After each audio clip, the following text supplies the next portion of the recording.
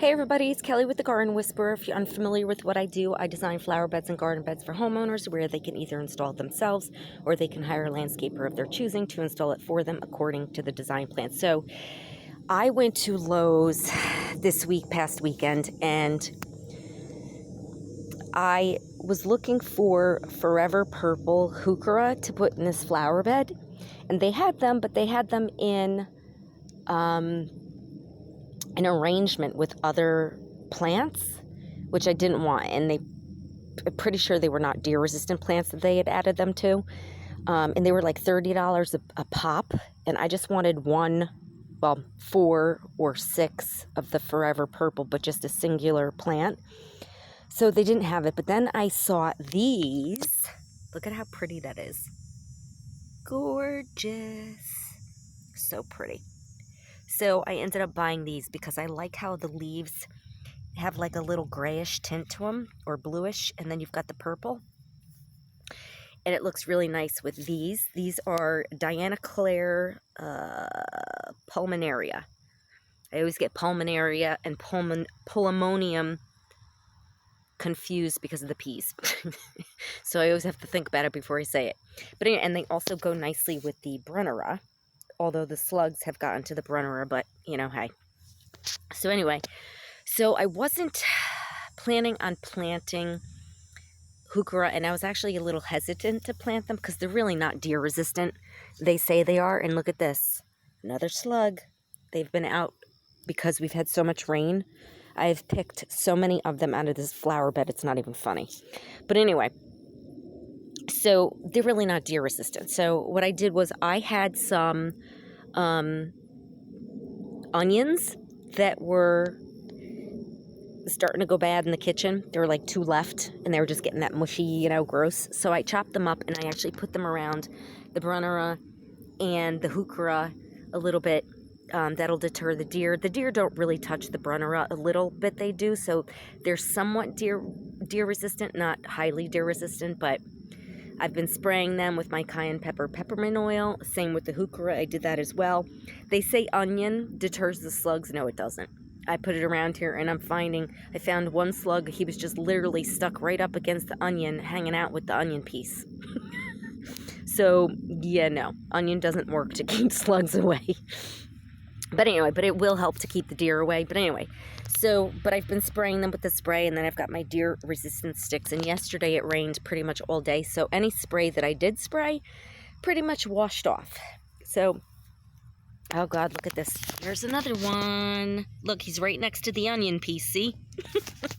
Yeah, not slug resistant. Now I have to find a stick to get him out because he's not staying in my garden. I can't even tell you, oh shit, and here's another one right there. See him? Right there. You're out, bud. Oh, that's not a good piece. Let me get a better piece. I gotta get rid of these 2. I swear. It's crazy. Here we go. That's a good piece. Now, where'd he go? There he is, this one. They're so hard to get up when they go into these little squirrely balls. And I'm trying to get it on video, but it's tough. Stay on. Oh, come on. When you're trying to pick a slug up with one hand and hold the phone in the other. All right. Evicted. And now let's get the other one. Where did he go? There he is. That looks like it's a baby of some sort, and you're still gross. See? They squirrel up into little balls. Another one evicted. Yeah, I've probably gotten rid of like 30 of them so far in the past 2 days. It's unbelievable. All right, so anyway, I was hesitant to buy the Heuchera because they're really not deer resistant. I'd like to know what these people are on when they say something is deer resistant and it's not. Like Heuchera, they eat it like candy. A Stilby, they eat that like candy over there. What's the other one? Oh, the Guillaume, they say this is deer resistant. As you can see, they've chowed down on this constant, and they're coming out because no matter what I do, they will just not stop eating them. So I'm going to attempt one last time, and I'm going to move them over on the side of the fire pit by the side of the house to get more sun to see how they bloom next year. If And I'm going to get more deer resistant sticks. And if I still can't get the deer to leave it alone, I'm going to have to get rid of them. It's breaking my heart, but I just keep trying because I don't want to have to rip the plants out and kill them. But that's looking where it's going. Looking where it's headed. So anyway, but I wanted to put something in the front border here that would look good with the blue of that and the blue of the Brunnera. And I actually bought a third Brunnera, but I'm going to, because I don't like the 3 there and the matching 3 here, so I'm going to move the back one, and I'm going to put that in between the 2 Heucheras here, and when I get rid of the Guiam, but I'm just holding off until I'm ready to transplant. And then my Lamium, I had to cut back because it got a little crazy, so it's starting to push out some new growth, which is good. But I may end up transplanting that one and putting the third Brunnera that should be coming in September, putting that there. So 1 Brunnera there, 1 Brunnera here, and then we've got the other one there, and then we have that Heuchera and those over there. And I may get another Heuchera and replace the Solomon seal here and move the Solomon seal maybe back somewhere. Oh, I feel like I have something crawling in my head. And then maybe put a Heuchera there. So, because right now I only have 4 of them in here. I miscalculated, and I really should have gotten, I think, like 6 of them, 5 or 6 of them. So, what I'm going to do is I'll put another Brunnera there, get rid of this Guiam, and put that on the side of the house with the other 2. And then we have the other Heuchera here. And then we've got the grass here, and I think what I'll do is I'll take the Lamium when I put the Brunnera there, and I'll put the Lamium over here because it's going to spread. So this will be a nice area for it to fill in. So I think that's going to look nice because the purple looks pretty with the lime grass, and that's going to get like 3 feet tall and wide. They're just really slow growing grasses. So that looks pretty with that. And then once the Guiam is moved, it'll look pretty with the blue of the Brunnera, the silvery blue. And then another, oh wait, what am I doing? Wait. Yeah, so the Brunnera will go in here. Moving the Lamium to over there. The Guiam's going to go at the side of the house. And the Brunnera, they're not even their full width yet. They're going to get like 30 inches wide. So I think they have another like foot and a half left to go. And they were just planted in the fall last year. And as you could see, the slugs have gotten to them a little bit. And I think there's like some mold on the leaves from all the moisture we've had. We've just had so much rain, it's ridiculous. It's funny out here because we won't get literally a month of rain. We'll get nothing for a month and a half, and then all of a sudden it's constant rain and everything just gets so waterlogged. But you know, you can't change Mother Nature. It is what it is. So anyway, so I sprayed them. I was hoping when I woke up this morning that the deer had not touched the Heuchera, because I wasn't able to spray last night before I went to bed because it kept raining and it just washes it off. So they did not get to it, which is great, but that doesn't mean that they won't try and that I won't see some nibbling at some point. But as you could see, I put my deer sticks, zap them right in the nose in front of each one, and that helps. That's just to protect the Guiam right now. And then we have that one. So I think I may get... You know, it's really hard to say because I've got 4 Heuchera in here. If I get a 5th one for there, right, it'll balance it out somewhat. But then at the edge, maybe I'll get another one for over there too. I'll put the Lamium here, and then I'll put another Heuchera next to it. I think that's what I may do. I think so. I think 6 will do it because this flower bed is pretty big. And they're supposed to get 1 to 3 hours of sun. I don't know. Today hasn't been real sunny. And oops, sorry, I put my hand in front of the camera. It hasn't been real sunny today. But they should get some sort of sun. I think they'll be all right. Because this is usually over here is like part sun. And then it goes part shade and then full shade over there. But I did limb up this tree a little bit last year to kind of open it up and hopefully get some more sunlight. But it's really tough because, as you can see, the tall trees, just so much shade. But anyway, so I think it gets, I'm trying to remember, I think it gets morning sun, this flower bed, and afternoon shade. No, wait, what time is it? It's like 12:30. No, usually it gets like some afternoon sun too. So I don't know. Hopefully they'll all do okay. They are pretty much at the width that they're supposed to get. So I don't know. The last heuchera I had in this flower bed, they just didn't do well.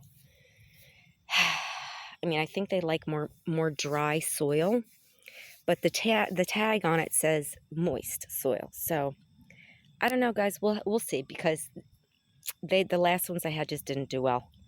I don't know what it was. Hopefully these will do better. These are a bigger plant anyway. So yeah, so that's pretty much it. I just wanted to show this flower bed has been a work in progress. And as you can see, my anemones are going to be blooming soon. I'm not sure if I'm going to keep these here either. They have pink flowers.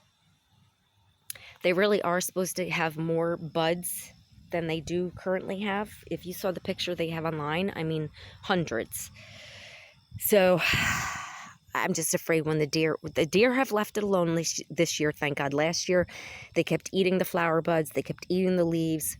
So far, they have been leaving it alone because, like I said, this year, between my cayenne pepper and peppermint oil spray and my deer sticks, they have literally been avoiding my flower beds, except for the guillemot. So, yeah. So we'll see. I'm probably going to go back to Lowe's because it's terrible. I was not going to buy heuchera or anything until I was going to transplant the guillemot to get them out of the way and transplant the brunnera in the fall.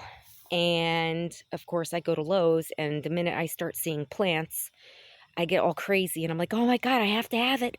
I love it so much. And then I get FOMO because the fear of missing out of what if they don't sell the plant anymore, and then I'm not going to get it.